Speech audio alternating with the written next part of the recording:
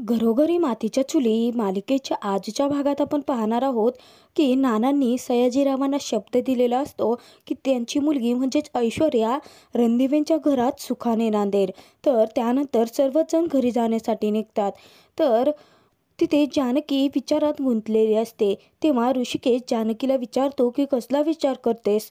तर जानकी सांगते की मनात माझ्या ना विचारांचा काहूर माजला आहे.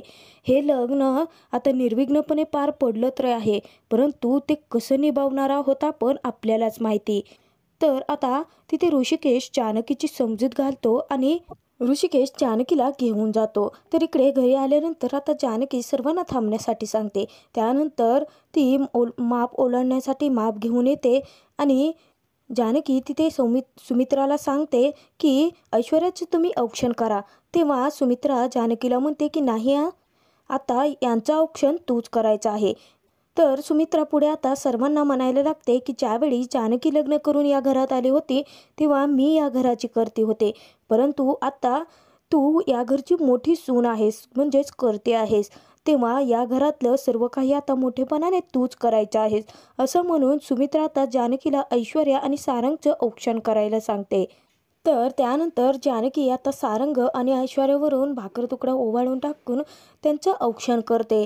तर औक्षण झाल्यानंतर जानकी त्या दोघांनाही आत येण्यासाठी सांगते. इतक्यात शर्वरी पुढे येते आणि म्हणायला लागते, एक एक मिनिट वहिनी, अगं तू या दोघांना उखाणा घेतल्याशिवाय आत येऊ द्यायचं नव्हतं.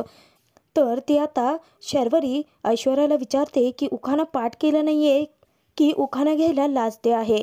तर तिथे ऐश्वर्या म्हणायला लागते की काय उगाच या लोकांची नाटकं सुरू झाली आहेत. सुमित्रा जानकीला सांगते की थांब जानकी, तू ऐश्वर्याला छानसा असा उखाणा सांग.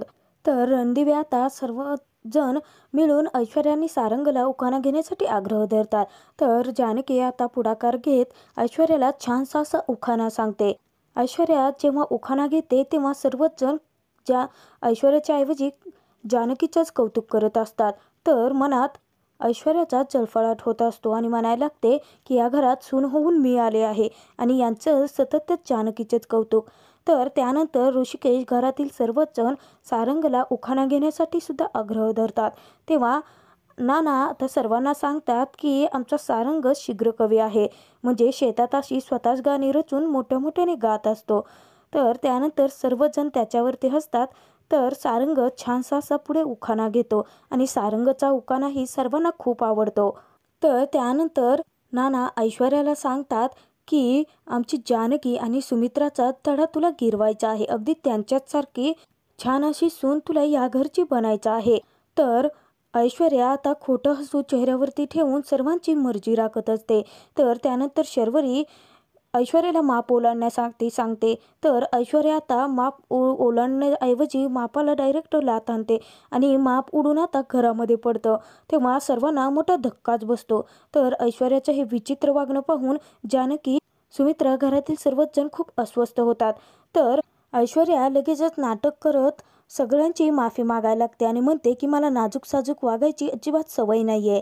तर सुमित्रा तिची समजूत घालते. ऐश्वर्या सुमित्राला म्हणते की माझा राग तर नाही आला ना तुम्हाला. सुमित्रा सांगते की मला आधी राग आला होता, परंतु तुझं गोड वागणं पाहून राग अगदी पळून गेला. तर आता सर्वच जण तिथे सर्व काही शांततेत घेतात. तर त्यानंतर शर्वरी त्यांना आत येण्यासाठी सांगते. तेव्हा जानकी परत त्यांना थांबवते आणि त्यांना सांगते की ज्यावेळी मी या घरात सून बनून आले होते ना, तेव्हा आईने अगदी स्पेशल स्वागत केलं होतं माझं. आता रणदिवेंच्या घरी लक्ष्मी आली आहे, मग या लक्ष्मीचं सुद्धा मी अगदी स्पेशल स्वागत करणार आहे. तर त्यानंतर आता जानकी कुंकाची थाळी घेऊन आलेली असते आणि ती ऐश्वर्याला सांगते की तू या कुंकाच्या थाळीमध्ये आपले पावलं टाक आणि त्यानंतर लक्ष्मीच्या पावलांनी या घरात ये.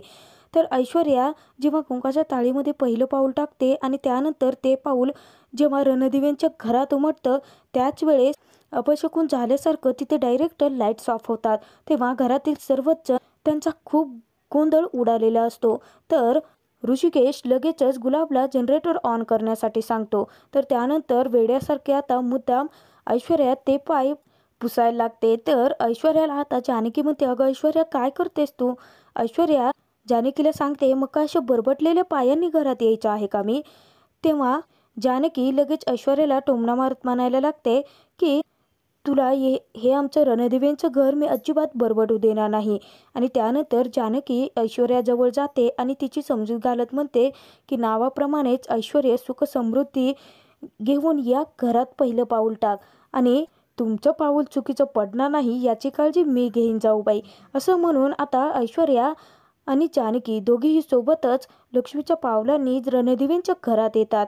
तर ऐश्वर्याला जानकी सांगते की रणदिवेंच्या या घरात तुमचं स्वागत आहे जाऊबाई.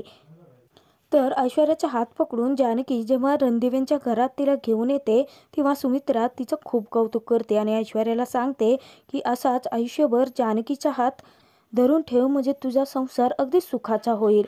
तर इकडे आता सयाजीराव मंगेशवरती खूप चिडलेले असतात आणि त्याला बेदम मारायला सुद्धा लागलेले असतात. कारण सौमित्र पळालेला असतो त्याचमुळे सयाजीरावांच्या रागाचा पारा चढलेला असतो. तर तिथे मंगेश सांगतो की मी 1 मिनिटासाठी गेलो होतो. मला असं वाटतं की आपल्या घरचाच कोणीतरी भेदी आहे, कारण त्याला पक्क माहिती असणार आहे की तो सौमित्र तिथे होता ते. तर चिडलेले सयाजीराव बाळाभाऊंना सांगतात की या मंग्याला आत्ताच्या आत्ता माझ्या तोंडासमोरून हटवा. तर बाळाभाऊ आता मंग्याला घेऊन गेलेले असतात. इतक्यात तिथे कावेरी येते आणि स्वतःच्या मनात विचार करते की नक्कीच हे ज्या कोणी सौमित्रला सोडला आहे त्याच्या बाबतीत चौकशी करत आहेत. तर सयाजीराव आता रागानेच कावेरीला गाडीत बसण्यासाठी सांगतात.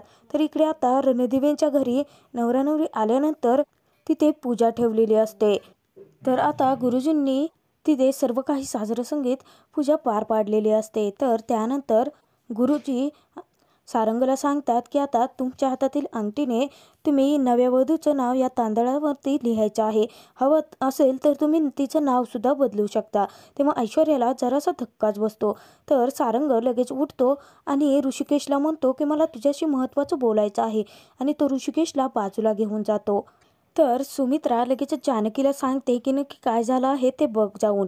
जानकी इकडे येणार तेव्हा ऋषिकेशला सारंग सांगतो की मला ना सहला मॅच होणार असं एक नाव सुचलं आहे.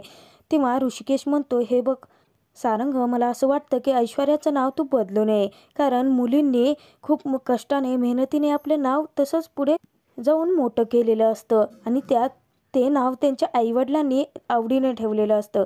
मला असं वाटतं की तू अजिबात त्यांचं नाव बदलू नकोस. तर ती जानकी येते तेव्हा ऋषिकेश म्हणतो हे बघ जानकी पण आली आणि जानकीचं नाव मी बदललं होतं का, असं लगेचच ऋषिकेश सारंगची समजूत घालतो. तर इकडे आता आय्याची ऐश्वर्याकडे आलेली असते आणि ती तिला चॉकलेट द्यायला लागते. तर ओवी लगेच पाहते आणि उठून जाऊन ती ऐश्वर्याला म्हणते की आंटी तू आजीनं दिलेलं चॉकलेट अजिबात खाऊ नको ना, गेल्या वर्षीचं असेल. तेव्हा घरातील सर्वच जण खूप हसायला लागतात. तर आय्याची लगेचच ओवीवरती चिडतात, म्हणतात काही काय सांगतेस ग.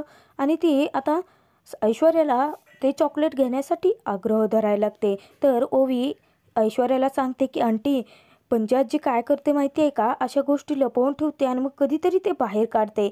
उगाचच तू तिच्या हातून दिलेलं चॉकलेट खाऊ नकोस. असं म्हणून ओवी आता तिथून रागाने जाते.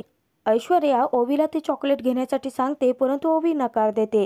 तर ऐश्वर्याला आजी म्हणते की त्या मुलीचं काहीही ऐकू नकोस, खान तशी माती आहे. तर ऐश्वर्याला आजींचा स्वभाव पटकन कळलेला असतो. ऐश्वर्या लगेच हसतच त्यांच्या हातून ते चॉकलेट घेते.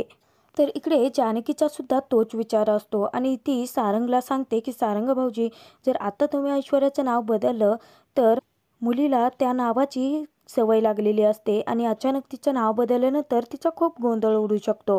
तर ऋषिकेश आता सारंगची समजूत घालतो आणि म्हणायला लागतो की तू आता एकटा नाही आहेस, तुझ्यावरती आता खूप मोठी जबाबदारी आहे. तेव्हा कधीही बाहेर गेलास कधीही आलास असं अजिबात चालणार नाही. तर सारंगला ऋषिकेश आणि जानकी दोघांनीही समजुतीच्या 4 गोष्टी शिकवल्या असतात आणि त्यानंतर ऋषिकेशने सारंगची जी समजूत घातलेली असते त्यामुळे जानकी ऋषिकेशवर खूप खुश असते. तर त्यानंतर तिघेही आता इकडे बाहेर आलेले असतात. तर इकडे आता तिघेही बाहेर आल्यानंतर सर्वच जण आपापल्या जागी बसून घेतात. तर गुरुजी आता सारंगला त्या तांदळावरती नाव लिहिण्यासाठी सांगतात. तर गुरुजी सर्वात प्रथम तिथे सारंगला देवांची नावं लिहिण्यासाठी सांगतात, कुलदेवतेचं नाव लिहिण्यासाठी सांगतात. तर त्यानंतर सारंग ऐश्वर्याचं आहे तेच नाव तांदळावरती लिहितो. तर आता सर्वच जण खूप एक्साइटमेंटमध्ये असतात की सारंग काय नाव ठेवतो आहे ते. तर ऐश्वर्याचं आहे तेच नाव सारंगने ठेवलेलं असतं आणि ते तिच्या उजव्या कानात सांगितलेलं असतं. तर सारंग जेव्हा नाव लिहित असतो तेव्हा ऐश्वर्या खूप चिडलेली असते आणि म्हणायला लागते की याने जर माझं नाव बदललं तर हे अख्खच्या अख्खं ताट मी उतळून फेकून देईल. इथे रणदिवेंचे नाव पुसण्यासाठी मी या घरात आले आहे. परंतु जेव्हा सारंग तिचं ते नाव सांगतो तेव्हा ऐश्वर्याचा राग शांत झालेला असतो. तर सर्वच जण सारंगचं खूप कौतुक करतात. परंतु पंचायतीला अजिबात ते आवडलेलं नसतं आणि ती सारंगला विचारते की तू ऐश्वर्याचं नाव का नाही बदललंस. तर पुढील भागात आपण पाहणार आहोत की गुरुजींनी आता घरातील सर्वांना ऐश्वर्यांना साखर देण्यासाठी सांगितलेलं असतं. तर ऐश्वर्या सर्वांना साखर देते, परंतु जेव्हा जानकीला साखर देण्याची वेळ आलेली असते तेव्हा ऐश्वर्या मुद्दाम ती साखरेची वाटी सांडून टाकते. तर घरातील सर्वजण धक्क्याने ऐश्वर्याकडे पाहायला लागतात. ऐश्वर्या परत एकदा माफी मागण्याचे एक नाटक करते. तर सुमित्रा म्हणते की अगं होतं असं कधी कधी. तर त्यानंतर तिथे जानकी ऋषिकेशला सांगते की मला तर नाही ऐश्वर्याचं वागणं समजतच नाहीये. मला असं वाटतं की ऐश्वर्याला या घरात रुळायचंच नाहीये.